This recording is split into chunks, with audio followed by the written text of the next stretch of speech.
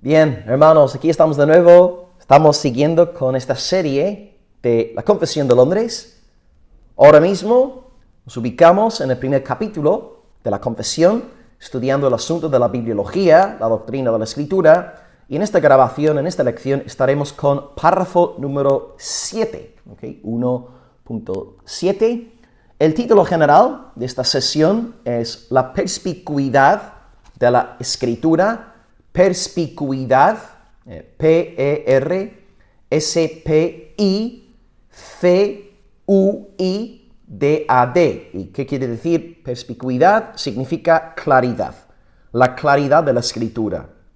En nuestros documentos protestantes defendemos la claridad de la Escritura. Es uno de los atributos de la palabra de Dios.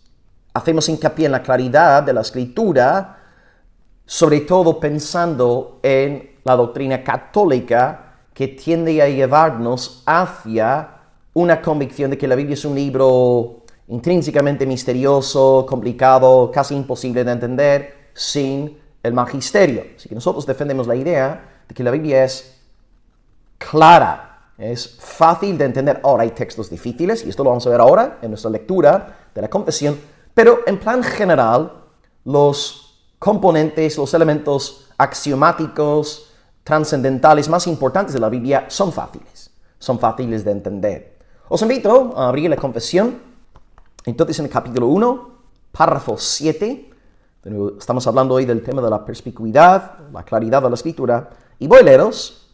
Ese párrafo tiene 8 líneas, estamos dividiendo los párrafos en líneas, 8 líneas, y luego después de leer, Dios mediante, os indicaré el bosquejo para la grabación de hoy. Leo entonces la Confesión de Londres, artículo 1.7. Dice: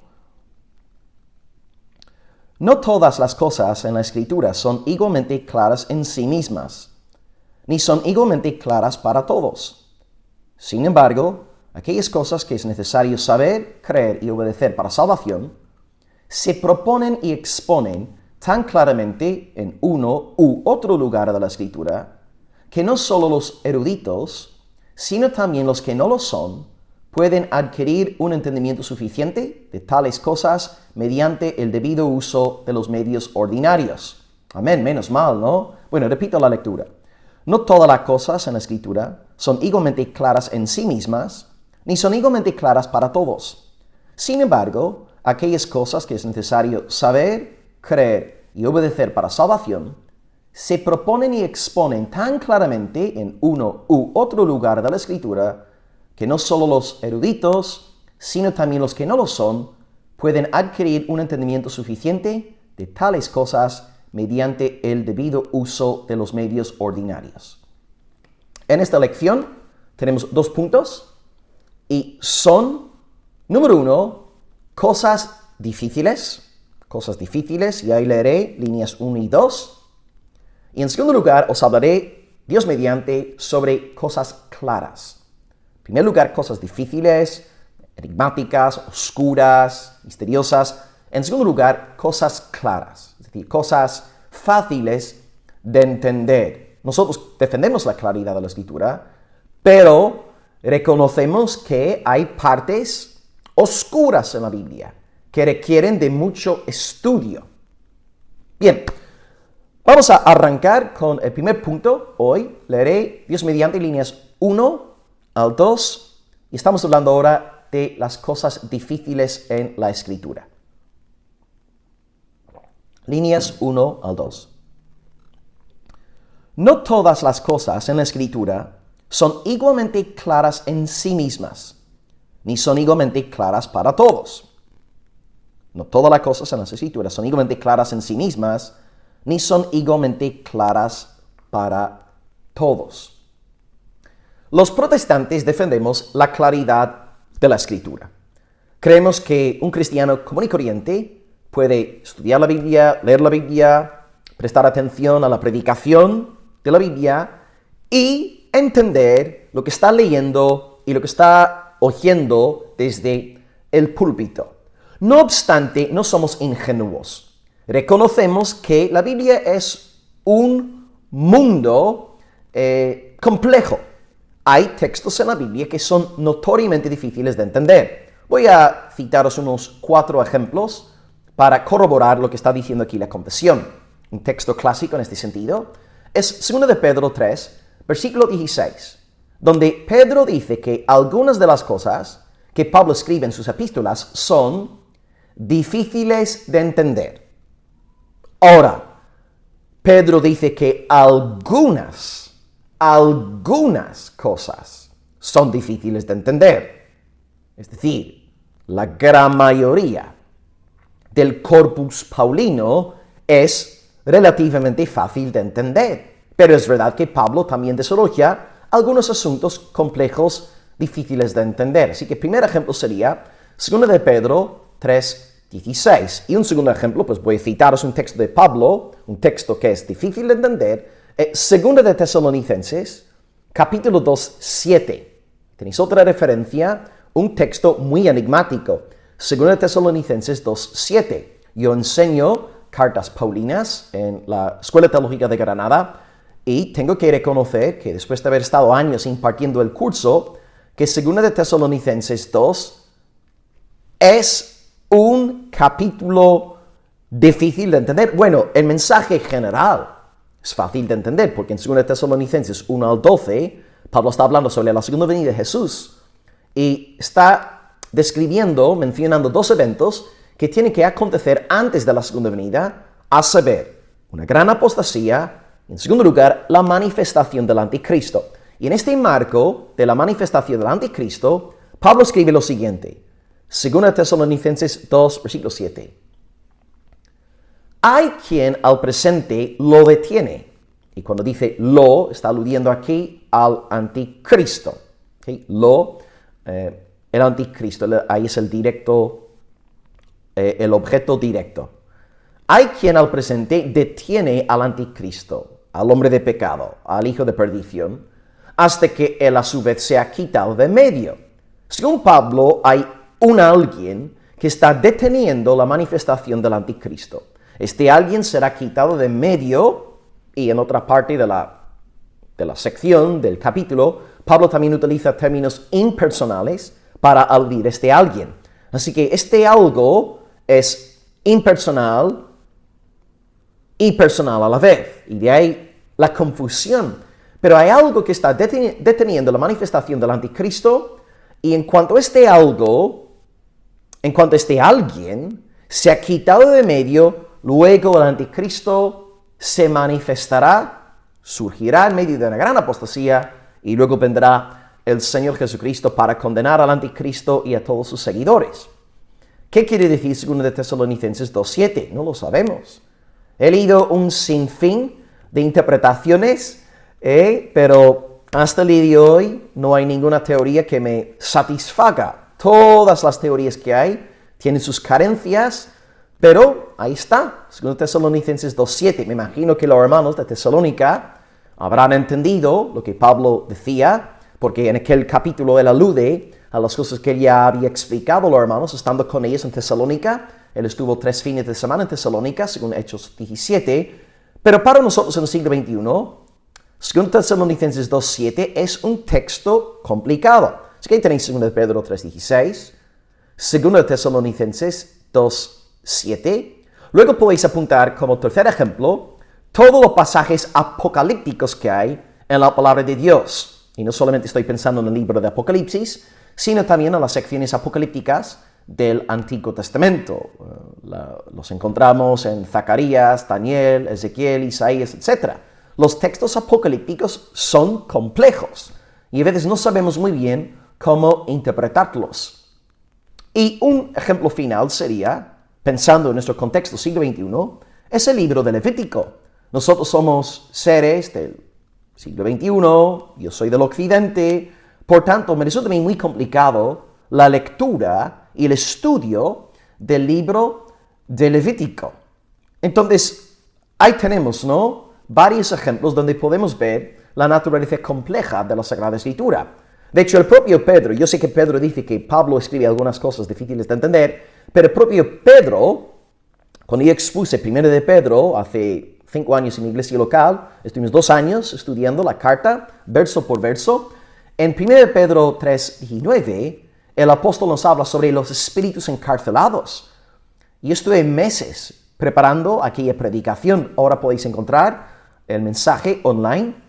Podéis entrar en el canal de YouTube, Palabra de Vida Almería, tecleáis espíritus encarcelados, sale el sermón y comparto mi interpretación del texto y mi forma, bueno, si queréis, a grosso modo, a grandes rasgos, que os resume el mensaje, mi conclusión es la siguiente, que los espíritus encarcelados son las almas de los difuntos que estaban vivos en la generación de Noé y recibieron la predicación de la palabra, oyeron la voz de Noé llamándolos al arrepentimiento, pero endurecieron sus corazones contra el siervo de Dios y perecieron en pecado. Y ahora mismo estas almas están siendo atormentadas. Entonces yo entiendo que los espíritus encarcelados son las almas de los difuntos de la generación de Noé, aquellos que perecieron en su pecado. Entonces el propio Pedro, él nos dice que Pablo escribe cosas difíciles, pero el propio Pedro escribe cosas difíciles, aunque hay que reconocer, Pedro escribe 5 capítulos en su primer libro y casi todo es fácil de entender. Y en 2 de Pedro más de lo mismo. Son libros de fácil comprensión y puedo decir lo mismo sobre Pablo. Sus libros son, como regla general, fáciles de entender, pero hay algunos asuntos difíciles. Así que podéis apuntar como ejemplos 2 de Pedro 3:16, 2 de Tesalonicenses 2:7, 1 de Pedro 3:19, los pasajes apocalípticos en general y luego el libro de Levítico. No todas las cosas en la Escritura son igualmente claras en sí mismas. Así es. Entonces, la primera línea de la confesión podemos sostenerla bíblicamente. Pero luego agrega algo. Dice, no todas las cosas en la Escritura son igualmente claras en sí mismas. Es decir, objetivamente hablando, hay cosas difíciles en la Biblia. Pero luego agrega la dimensión subjetiva diciendo, ni son igualmente claras para todos. Entonces hay cosas que son difíciles. A nivel objetivo, son cosas difíciles. Pero luego también a nivel subjetivo, hay cosas difíciles también. ¿Por qué? Pues voy a nombraros 3 razones. La primera razón por la cual la Biblia, a nivel subjetivo, la primera razón por la cual es un libro difícil de entender es, 1, falta de regeneración. Falta de nuevo nacimiento. Si una persona no ha nacido de nuevo, no puede entender el mensaje de la santa palabra de Dios. Yo me acuerdo de mi vida antes de mi conversión a Cristo. Intenté en un par de ocasiones leer la Biblia y no me enteraba de nada. No me edificaba, no me decía nada, me resultaba eso un libro aburrido, pero yo no podía ver la gloria de las cosas espirituales. Aquí un texto. Sería 1 de Corintios 2, versículo 14, que dice, el hombre natural no percibe las cosas que son del Espíritu de Dios. Este bendito libro, la Santa Escritura, es un regalo del Espíritu. Nos habla sobre realidades espirituales. Y para nosotros apreciarlas y amarlas, tenemos que ser gente regenerada, nacida de nuevo. Si no somos del Señor, no podremos comprender este bendito libro. Una buena ilustración también, más allá de la cita de 1 de Corintios 2:14, es el ministerio terrenal de Jesús cuando Él habla en parábolas. Él utiliza un lenguaje parabólico. Ahora, ¿por qué Jesús hace esto? Jesús habla en lenguaje parabólico para ocultar la verdad de algunos y revelar la verdad a otros. Entonces Cristo en los sinópticos relata parábolas, en el Evangelio de Juan no tenemos parábolas, en los sinópticos sí, y Cristo lo que hace luego a continuación, después de relatar alguna parábola, es revelar a sus discípulos el significado de la parábola para que interpreten sus palabras correctamente. En el Evangelio de Juan es cierto que no hay parábolas, pero Cristo sí habla con un lenguaje figurativo, un lenguaje metafórico poético. Por ejemplo, en el capítulo 2 dice que a los adversarios, destruid este templo y en 3 días lo levantaré. No es exactamente una parábola, pero Cristo está hablando figurativamente sobre su cuerpo. Tenemos que los oyentes interpretan a Jesús literalmente cuando Él está hablando espiritualmente, está hablando sobre sí mismo. Capítulo 3 de Juan, más de lo mismo, Nicodemo, ¿no? El nuevo nacimiento, tienes que nacer de nuevo. Nicodemo interpreta la metáfora de manera literal. Cristo, sin embargo, quiere ser interpretado espiritualmente. Juan capítulo 4, Jesús dice a la samaritana, ¿no?, que Él ofrece agua de vida, y la mujer le pide al Señor que le dé esa agua para que no tenga que volver al pozo. Ella está pensando en términos literales, pero Cristo ha de ser interpretado simbólicamente. Luego en Juan 6, cuando habla sobre la necesidad de comer mi carne, beber mi sangre, Jesús no está hablando literalmente, porque en tal caso Cristo estaría animándonos a ser caníbales, sino que Cristo está hablando espiritualmente. Cristo, cuando habla de que la gente tiene que comer su cuerpo y beber su sangre, está hablando de la necesidad de tener fe en Él, fe en su muerte expiatoria. Entonces, en Juan es cierto, no hay parábolas, pero sí hay este lenguaje figurativo que solamente los nacidos de nuevo podemos interpretar correctamente gracias al auxilio del Santo Espíritu de Dios. Entonces, por esta razón la confesión dice que no todas las cosas en las Escrituras son igualmente claras para todos, porque hay personas no regeneradas y no pueden entender las bellezas espirituales de la Escritura. La segunda razón por la cual la Biblia es difícil de entender a nivel subjetivo es por la diversidad de dones que Dios da a su pueblo. O podemos decir, la falta del don de maestría. Dios ha dado una amplia gama de dones espirituales a su iglesia local. Y en su gran amor pastoral, el Salvador Jesucristo, la cabeza de la iglesia, Él ha dado dones específicos a la iglesia. Y entre estos dones, Él ha dado el don de pastor y maestro, con el fin de que aquellas personas que disfrutan de este don, para que aquellas personas se entreguen a la labor de estudiar la Escritura y de enseñarla en el contexto de la congregación local. Cristo, en su ternura, en su gracia, levanta a pastores y maestros para la iglesia. En Efesios 4:12, Pablo explica que los pastores y maestros son un don de Cristo para la edificación del cuerpo.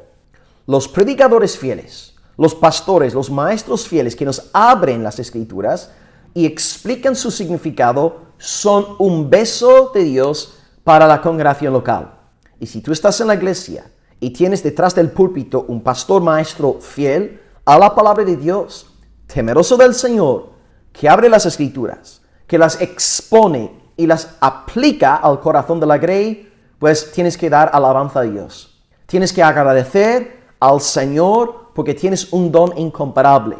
Hermanos, entendemos Internet y vemos auténticas payasadas siendo predicadas en el nombre del Señor, porque detrás de los púlpitos y en las plataformas hay hombres que están ocupando el puesto de pastor sin tener los dones necesarios, sin tener la sobriedad para abrir la Escritura y aplicarla al pueblo del Señor. Dios dice a través de Pablo a Timoteo, un joven pastor, en 1 Timoteo 4:13, que tiene que dedicarse a la lectura, la enseñanza y la exhortación. Fijaos en el orden. Antes de que Timoteo pueda enseñar y exhortar, tiene que leer.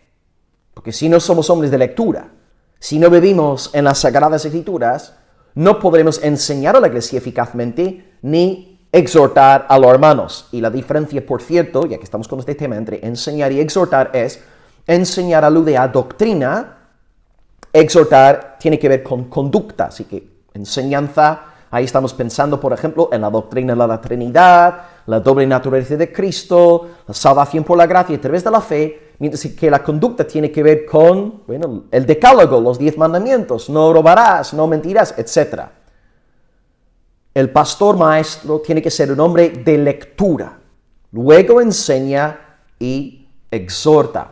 Hay también un buen ejemplo en el Antiguo Testamento de este principio. Hemos nombrado Efesios 4:12, 1 Timoteo 4:13. En los días de Esdras, la palabra de Dios nos dice, y voy a citaros un texto de Nehemías, capítulo 8, versículos 7 al 8. Esdras había estado leyendo la ley en presencia del pueblo. Y lo que dice Nehemías 8:7, los levitas hacían entender al pueblo la ley. Y leían en el libro de la ley de Dios claramente. Y ponían el sentido de modo que entendiesen la lectura. Y creo que aquí tenemos un fiel reflejo de la labor del pastor maestro en el Nuevo Testamento. Tiene que tomar la palabra de Dios, leer la palabra, poner el sentido con el fin de que las ovejas entiendan lo predicado. Y de nuevo, predicamos la palabra de Dios a ovejas, no predicamos a jirafas. Cristo no dijo, alimenta a mis jirafas, dijo, alimenta a mis ovejas. Tenemos que escudriñar la Escritura, indagar, navegar en el mar de la palabra de Dios y luego entregar estos peces al pueblo del Señor. Verdades fáciles de entender. Dios entonces, sí, dio la ley. La ley es un libro complicado, pero levantó los levitas con el fin de poner el sentido a la ley. Y esto es exactamente lo que hace en los días del Nuevo Testamento. Entonces, ¿qué pasa? Porque no todas las cosas en las Escrituras son igualmente claras para todos. Porque no todos tienen el don de pastor maestro. No todos tienen el don de maestría. No todos son llamados a dedicar su vida 100% a la enseñanza de la palabra de Dios. Y por esta razón es muy importante que la iglesia local sostenga a su pastor económicamente para que aquel varón de Dios esté entregado a lo que tiene que estar entregado. El pastor no puede estar en la calle 24 horas al día con sus amigos tomando café, jugando al fútbol.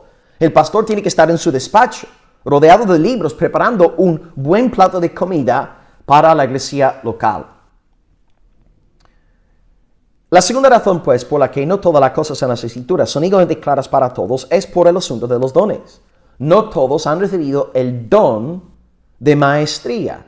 Y Dios capacita a sus pastores maestros con un entendimiento poco común de la Sagrada Escritura. Así que tenemos en primer lugar la falta de regeneración, en segundo lugar la falta del don de pastor maestro, y en tercer lugar está el factor ético. El factor ético. La Biblia no es como un libro de texto de biología, ni de matemáticas, que tú, independientemente de tu estado moral, puedes leer en un libro que 2 más 2 son 4 y te quedas con esta verdad. Cuando tú estudias la Biblia, tienes que leer ese libro en el temor del Señor. Y Dios revela más luz a los íntegros de corazón, a los que andan en santidad delante de Él. Juan 8, 31 al 32. Juan 8, 31 al 32. El Señor Jesús ahí dice, si vosotros permaneciereis en mi palabra, seréis verdaderamente mis discípulos y conoceréis la verdad. Vemos aquí cómo Jesús conecta dos cosas. En primer lugar, hay personas que son creyentes, que están en la verdad, pero para ellos crecer en su conocimiento de la verdad y recibir mayor iluminación, tienen que permanecer, tienen que obedecer esa verdad que ya han recibido.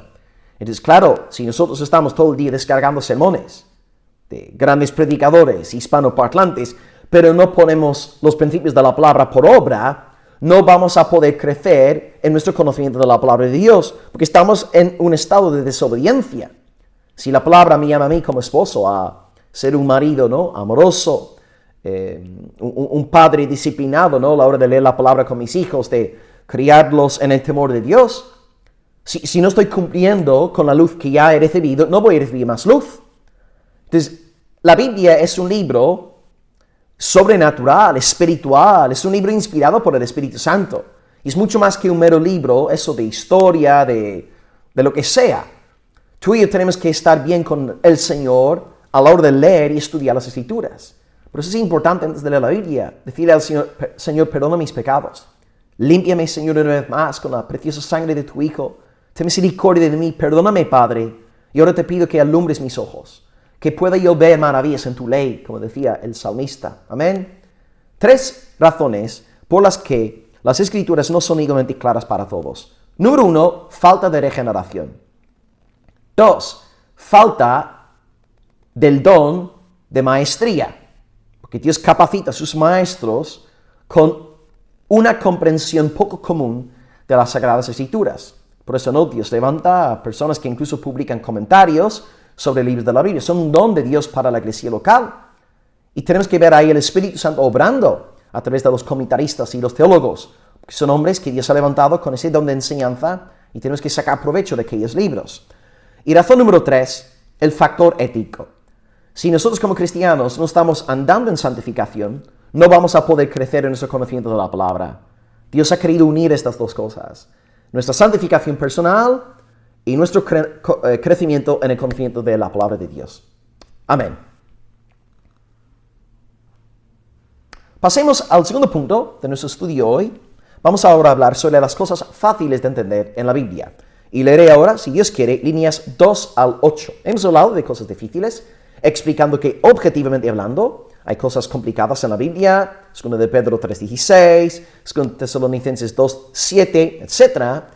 Y hemos nombrado 3 razones por las que, subjetivamente hablando, la Biblia es un libro difícil. En primer lugar, falta de regeneración. En segundo lugar, falta del don de maestría. Y en tercer lugar, falta de ética, falta de moralidad.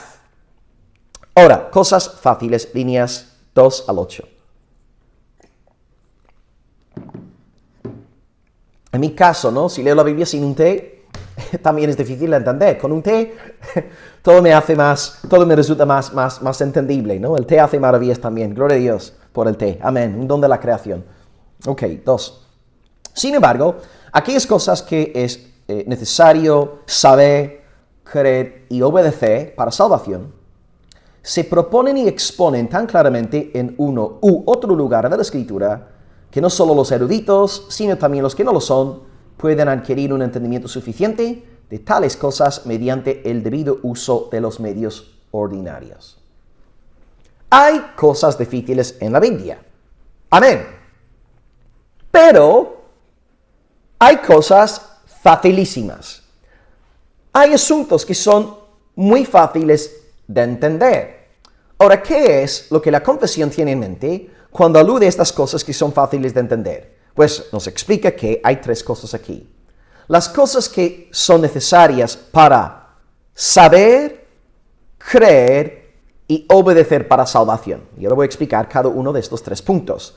Saber, creer y obedecer para salvación. Es decir, 3 preguntas. ¿Qué tengo que saber para ser salvo? ¿Qué tengo que creer para ser salvo? ¿Y qué tengo que hacer para ser salvo? Saber, creer y hacer. En este sentido, la Biblia es clarísima. Hablamos entonces de la perspicuidad de la Biblia en este sentido. En estos asuntos que tienen que ver con la salvación, la Biblia habla con gran claridad. Ok, en primer lugar, ¿qué tengo que creer para ser salvo? Yo tengo que creer que Dios el Padre ha enviado a su Hijo. Ha enviado a su Hijo al mundo con el fin de que Él derrame de su preciosa sangre en la cruz y luego resucitar al tercer día para otorgar la salvación eterna a su pueblo. Entonces tengo que creer que Jesucristo es el Hijo de Dios, se encarnó, murió en la cruz, resucitó al tercer día. Tengo que creer esto para ser salvo. Ahora, la segunda pregunta. ¿Qué tengo que creer para ser salvo? Pues lo que acabo de decirte. Tú tienes que saber lo que acabamos de escribir. Tienes que saber que Dios el Padre ha enviado a su Hijo, que este Hijo ha muerto en la cruz y que ha resucitado al tercer día para dar vida eterna. Pero en segundo lugar, tú a nivel existencial, tú a nivel personal, tienes que apropiarte de esa verdad objetiva y aplicarla a tu vida a través de la fe.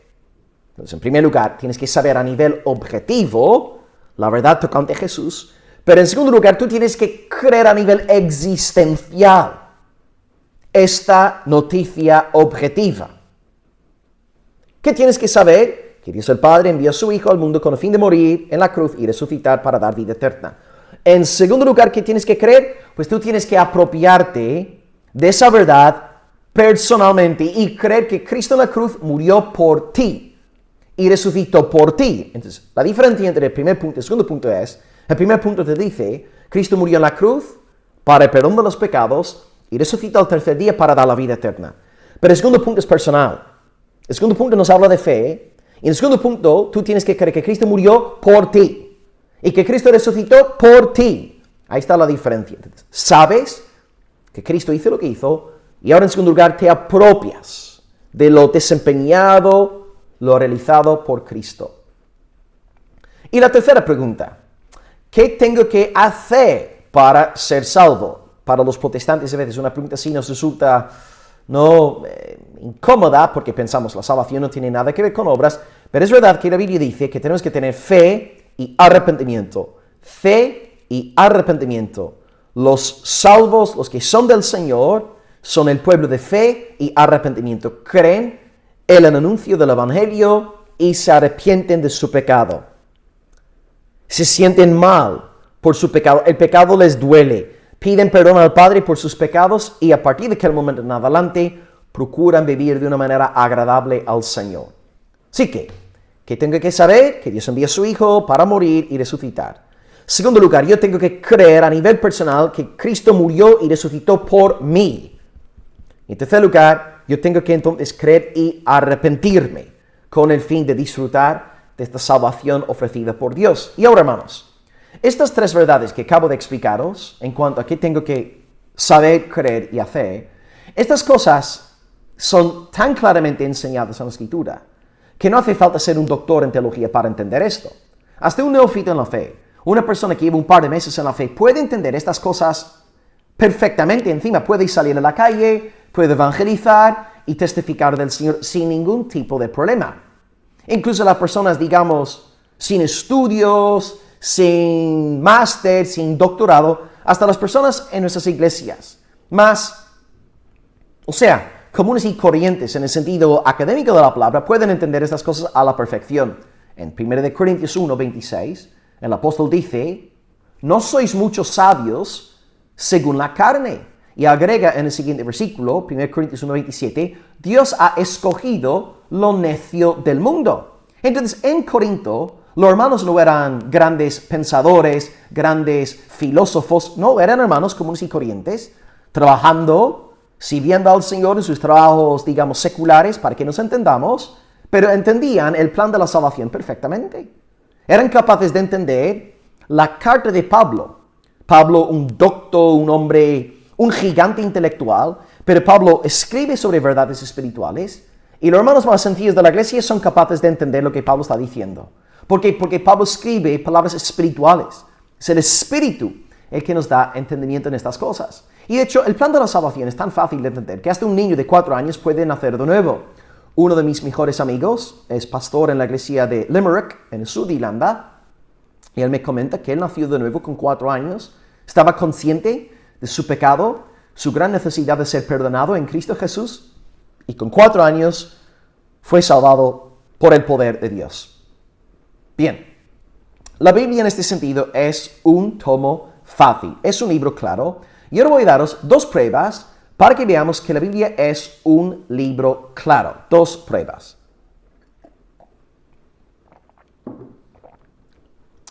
La primera prueba es el testimonio de la propia Biblia acerca de sí misma. El testimonio de la propia Biblia acerca de sí misma. Con esto quiere decir que la Escritura habla de sí misma en términos de luz. Os voy a poner un par de ejemplos. Salmo 119, 18, que muchos de vosotros tendréis memorizado. Salmo 119, 108 dice, lámpara es a mis pies tu palabra y lumbrera a mi camino. Lámpara es a mis pies tu palabra y lumbrera a mi camino. Otra cita parecida se allá en Proverbios 6:22, el mandamiento es lámpara y la enseñanza es luz. O sea, la palabra de Dios es una luz, es una lámpara. Si queréis una referencia del Nuevo Testamento, podéis apuntar 2 de Pedro 1:19, otra carta que expuse como pastor en nuestra iglesia local. Todos los sermones están en el canal de YouTube Palabra de Vida María, si queréis seguir los estudios sobre 2 de Pedro. En 2 de Pedro 1:19 dice Pedro que la Escritura es una antorcha que alumbra en lugar oscuro. La Escritura no es un libro oscuro, hay partes oscuras, pero la Escritura es en general una antorcha que alumbra en lugar oscuro. Es decir, los Salmos, Proverbios, 2 de Pedro dan testimonio de la perspicuidad bíblica. La primera razón entonces por la cual creemos en la claridad de la Biblia es, uno, porque la propia Biblia testifica de su claridad. Esta es la mejor demostración, porque la Biblia es la palabra de Dios. Y el segundo argumento es un argumento indirecto. El primer argumento es directo, porque la Escritura dice, es un libro claro, pero el segundo argumento es indirecto. Y os invito ahora a pensar. El segundo argumento es, la Escritura presupone que los niños pueden entender su contenido. Las Escrituras presuponen que los niños pueden entender su contenido. Os pondré unos ejemplos del Antiguo y del Nuevo Testamento de nuevo. El ejemplo del Antiguo Testamento. Deuteronomio 6, versículos 6 al 7. Pasaje clave para los padres cristianos. Deuteronomio 6, 6 al 7. Estas palabras que yo te mando hoy estarán sobre tu corazón y las repetirás a tus hijos. Hablarás de ellas estando en tu casa, andando por el camino, al acostarte y cuando te levantes. Curiosamente, cuando Deuteronomio 6 habla de las cosas que tenemos que enseñar a nuestros niños, el contexto es sorprendentemente la ley. La ley del Señor, el Pentateuco. Deuteronomio da por sentado que los niños serán capaces de entender las enseñanzas de la ley. Ahora, Deuteronomio no dice que los niños serán capaces de entender todos los preceptos de la ley, porque el libro de Levítico de nuevo es complicado. Pero los niños sí serán capaces de entender el eje central detrás del Pentateuco. Si yo tengo que estar en mi casa repitiendo los principios de la ley a mis hijos, pues la Escritura está presuponiendo que los niños son capaces de entender, de comprender lo que les estoy diciendo. Gloria al nombre del Señor. Y este versículo da mucha paz a los padres cristianos. Hacemos bien en enseñar las cosas de la palabra a nuestros peques. Aquí pues tenemos una prueba indirecta de la claridad de la Escritura. Si el Pentateuco, si la ley, tiene que ser enseñada a los niños, pues desde luego tenemos que creer en la perspicuidad bíblica. Porque si la ley no fuera clara, no podemos enseñarla a nuestros peques. Un segundo argumento, un segundo ejemplo de este argumento es el Nuevo Testamento, 2 Timoteo 15. 2 Timoteo 3, 15. Dice, me estoy equivocando ahora mucho, así que voy a tomar más té. A partir de ahora, estaré 5 minutos sin equivocarme. 2 Timoteo 3:15. Desde la niñez has sabido las sagradas escrituras. Pablo está hablando a Timoteo. Desde la niñez has sabido las escrituras, las cuales te pueden hacer sabio para la salvación por la fe que es en Cristo Jesús. Un niño. Acabo de hablaros de mi amigo, pastor en Irlanda, nació de nuevo con 4 años. Pablo dice, un niño puede ser salvo a través del mensaje del Antiguo Testamento. Y si un niño puede ser salvado a través del mensaje del Antiguo Testamento, necesariamente sacamos la conclusión de que la doctrina del Antiguo Testamento es clara, es fácil de entender. Ahora, no todo el Antiguo Testamento es fácil de entender, pero sí en su mayoría y sobre todo en lo relacionado con la salvación es fácil de entender.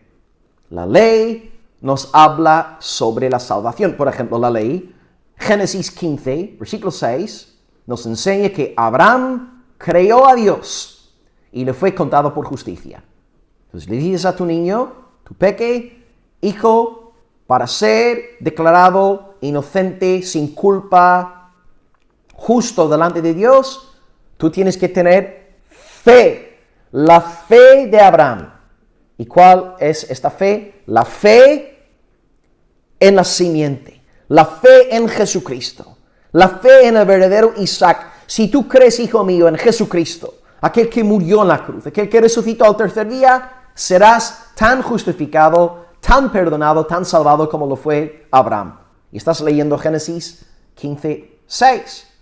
También, incluso antes, en Génesis 3:15, tenemos el protoevangelio, donde el Señor dice a la serpiente que la simiente de Eva iba a aplastar la cabeza de la serpiente. ¡Aleluya! Ahí podemos predicar el evangelio a nuestros niños y estamos en el marco del Pentateuco de la ley. Jesús mismo, de hecho, nos enseña a interpretar la Biblia de esta manera. En Lucas 24:44, Él habla de todo lo que la ley, los profetas y los escritos dicen sobre Él. Como cristianos, pues tú y yo tenemos que ver el hilo conductor en la Biblia como Jesucristo. Cuando yo leo con mis niños el episodio del arca de Noé, de Jonás y el pez, de los 3 amigos de Daniel en el horno de Nabucodonosor, yo tengo que ver a Cristo en aquel pasaje. Cristo es el arca de la salvación. El pez, Jonás siendo tragado por el pez, me está hablando de la resurrección de Cristo, la muerte y la resurrección. Cuando yo veo el horno de Nabucodonosor, yo veo al cuarto hombre, el Hijo del Hombre, que está ahí rescatando, salvando al pueblo del Señor. Cuando leo a David y Goliat, no le digo a mi niño que él es David. Le digo que Jesucristo es David. Nosotros somos los israelitas, ahí con miedo, escondiéndonos, alejados de Goliat, alejados del campo de batalla. Pero Cristo es David, que no tiene miedo, que sale con vigor y con denuedo del Señor para matar al gigante y cortarle la cabeza. Tenemos que leer el Antiguo Testamento como el libro de Cristo. El Antiguo Testamento es el libro del Señor Jesucristo, no solamente el Nuevo. Amados, creo que es bastante fácil ver que la Biblia es fácil de entender, porque los niños pueden entender el mensaje central de la Sagrada Escritura, que es Cristo crucificado y resucitado. Si tenéis claro este principio, amados, muchísimas partes de la Biblia empiezan a cobrar sentido. Nuestra confesión acaba diciendo que, algo bien lindo, no solo los eruditos, estoy leyendo aquí versículo 5 o línea 5, no solo los eruditos, sino también los que no lo son, pueden adquirir un entendimiento suficiente de tales cosas mediante el debido uso de los medios ordinarios. Ok, no solamente los eruditos pueden entender lo relacionado con la salvación, sino aquellos que no lo son. Un niño de 4 años puede entender lo que es necesario saber, creer y hacer para ser salvo. Y puede saberlo por medio de lo que la confesión llama medios ordinarios. ¿Cuáles son estos medios ordinarios? Los medios ordinarios son la lectura por la palabra en la esfera privada y la predicación de la palabra en la esfera pública. La lectura de la palabra por un lado y la predicación de la palabra por el otro. Por medio de la escritura enseñada desde el púlpito, estudiada en casa, nosotros como familias podemos crecer en nuestro entendimiento, nuestra comprensión de la Sagrada Escritura. Por esta razón, queridos hermanos, es importante que los padres seamos diligentes a la hora de enseñar la palabra de Dios en casa y, por amor a la salud espiritual de nuestro hogar, tenemos que buscar una iglesia fiel a la hora de exponer la Sagrada Escritura. Tenemos que dar prioridad a una iglesia bibliocéntrica. Y si hay una iglesia de sana doctrina, a una media horita de casa, pues tenemos que estar dispuestos a sacrificarnos e ir, congregarnos ahí para crecer en el Señor, porque Dios santificará a nuestra familia, nuestros matrimonios, por medio de una iglesia fiel a la santa palabra de Dios. Os dejo pues con un par de citas en este sentido y damos esta clase por concluida. Tanto los eruditos como los sencillos crecerán en santificación en el contexto de una iglesia bíblica y temerosa de Dios y dentro del marco de una casa entregada al estudio de la Escritura. El Salmo 19:7 dice que el testimonio del Señor es fiel, que hace sabio al sencillo. Y cuando el Salmo habla aquí del sencillo, está hablando del tontito, ¿no? Del que no, de uno que no es muy listo. Vamos, está hablando, ¿no? de un pelirrojo como yo, ¿no? Hay esperanza para los pelirrojos. Si estudiamos las Escrituras, podemos llegar a ser sabios. Bendito sea el Señor. Amén. A mí me encantan las Escrituras. Por eso, hasta la persona más sencillita, sin sus estudios, puede entender el mensaje central de la palabra de Dios si se expone a la predicación de la palabra y si es una persona esforzada a la hora de leer y estudiar la Escritura. ¿Por qué? Porque Dios, y aquí la última cita de hoy, Isaías 66, versículo 2, Isaías 66, versículo 2, Dios bendice a aquel que es pobre y humilde de espíritu y que tiembla a su palabra. Mi consejo pues para todos vosotros hoy es, temblad ante la palabra de Dios y creceréis. Seréis iluminados, seréis alumbrados y podréis ser fortalecidos en vuestro conocimiento de la santa palabra de Dios. Hoy, amados, en nuestra lección hemos defendido la idea de que la Biblia es un libro claro. Hemos defendido la perspicuidad de la Escritura hablando sobre dos cosas. En primer lugar, cosas difíciles. En segundo lugar, cosas claras. En cuanto a lo difícil, objetivamente hablando, hay pasajes complicados en la Biblia. 2 de Pedro 3:16, por ejemplo. Y en segundo lugar, hemos dicho hay también que, subjetivamente hablando, hay tres razones por las que las cosas de las Escrituras no son tan fáciles para todos. Falta de regeneración, falta del don de maestría y falta de santificación. Y en segundo lugar, hemos hablado de las cosas fáciles de entender. Y aquí la confesión habla de las cosas que son necesarias para saber, creer y obedecer para salvación. Estas cosas son fáciles de entender. Hasta un niño de 4 años puede entenderlas, pero tiene que ser fiel en el uso de los medios ordinarios, a saber, exponerse a la predicación de la palabra y estudiar en casa la Santa Escritura.